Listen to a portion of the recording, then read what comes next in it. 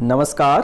भारत में प्रत्येक 10 वर्ष के पश्चात जनगणना की जाती है और उसी जनगणना के आधार पर अगले वर्ष जनगणना के आंकड़े जारी कर दिए जाते हैं। पिछली जनगणना 2011 में हुई थी, जिसके आंकड़े 2012 में और अंतिम रूप से 13 लास्ट में जारी की गए थे। लेकिन इस बार 2021 की जनगणना जो 2020 में शुरू होनी थी, लेकिन कोविड-19 की वजह से इसे 1 साल के लिए टाल दिया गया था। लेकिन जल्द ही अब इसकी अधिसूचना जारी होने वाली है, क्योंकि जनगणना के कार्य के स्तर पर सभी तैयारियां शुरू हो चुकी है, मतलब कंप्लीट कर दी गई है। और इस कार्य को आगे बढ़ाने के लिए, क्योंकि इतने दिन तक जो कोविड-19 की परिस्थितियां थी और एक बार फिर से जो सेकेंड लहर इसकी आ गई है, उसको देखते हुए थोड़े दिन के लिए टाला गया है। लेकिन जून लास्ट में इसके लिए कार्य है वो संपूर्णतया आगे बढ़ा दिया जाएगा और इसको कार्य कराने वाले वो जो प्रगणक और पर्यवेक्षक और अन्य अधिकारी होंगे, उनका मानदेय क्या होगा और कब से शुरू होने वाली है, संपूर्ण चर्चा हम इस वीडियो के माध्यम से कर रहे हैं। तो वीडियो को लास्ट तक देख लेना और चैनल को सब्सक्राइब नहीं किया तो अवश्य कर लीजिए, क्योंकि आगे भी आपको इसी प्रकार के कई महत्वपूर्ण वीडियोस मिलने वाले हैं। तो चलिए शुरू करते हैं।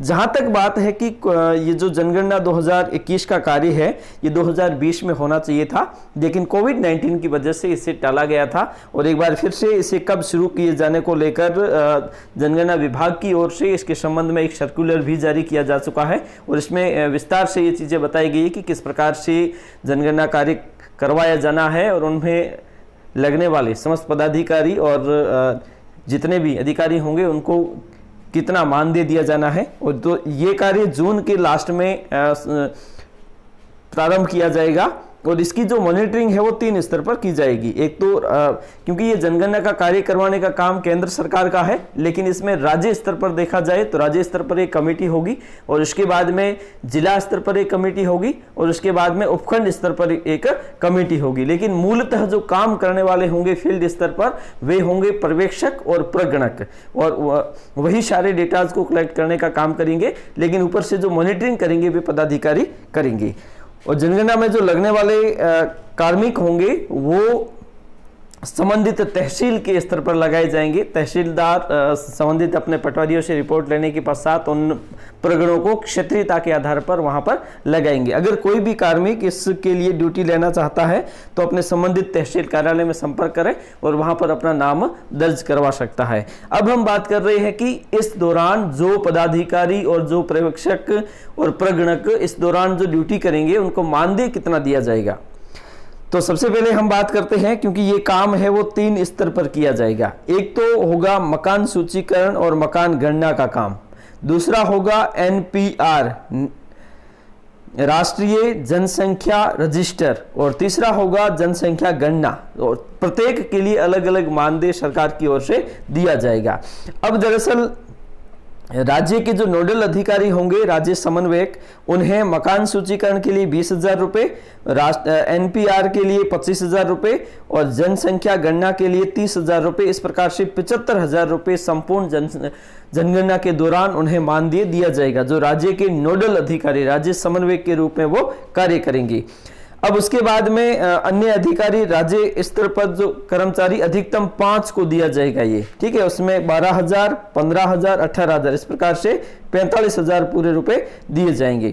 उसके बाद में संभागीय स्तर पर, उसके बाद में जिला स्तर पर और उपखंड के स्तर पर, ये सारे के सारे आप देख रहे होंगे, इन्हें अलग अलग मानदेय दिया जाएगा। संभाग स्तर पर 60,000 और उसके बाद में जिला स्तर पर 45,000 और उपखंड स्तर पर जो अधिकारी होंगे उन्हें 45,000 रुपए दिए जाएंगे। मूलतः जो कार्मिक, ज्यादातर कार्मिक जो लगाए जाएंगे वो इन 2 कार्यों के लिए लगाए जाएंगे। और एक तो होगा इनमें प्रगणक और दूसरा होगा इसमें पर्यवेक्षक। और प्रगणक और पर्यवेक्षक जो होंगे उन्हें किस प्रकार से मानदेय दिया जाएगा, इस चीज को हमें समझने की आवश्यकता है, क्योंकि ज्यादातर कार्मिक इसमें लगाए जाएंगे। और ऊपर जो पदाधिकारी दिए गए थे वो पदाधिकारी केवल वो मॉनिटरिंग के लिए लगाए जाएंगे। लेकिन ये जो प्रगणक और पर्यवेक्षक होंगे, ये सभी कार्य है वो फील्ड स्तर पर या फिर वास्तविक स्तर पर यही डेटा कलेक्शन का कार्य करने वाले हैं।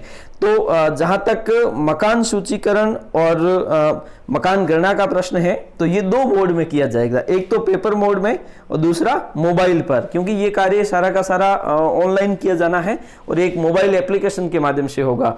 तो इस मोबाइल एप्लीकेशन के माध्यम से जो काम होने वाला है, इसके अंतर्गत जो पेपर मोड में कार्य करेंगे उन्हें मकान सूचीकरण और मकान गणना के लिए 5,500 रुपए और मोबाइल पर काम करने वालों को 7,500 रुपए दिए जाएंगे। उसके बाद में राष्ट्रीय जनसंख्या रजिस्टर NPR के लिए पेपर मोड के लिए 3,750 और मोबाइल ऐप के लिए 6,250 रुपए।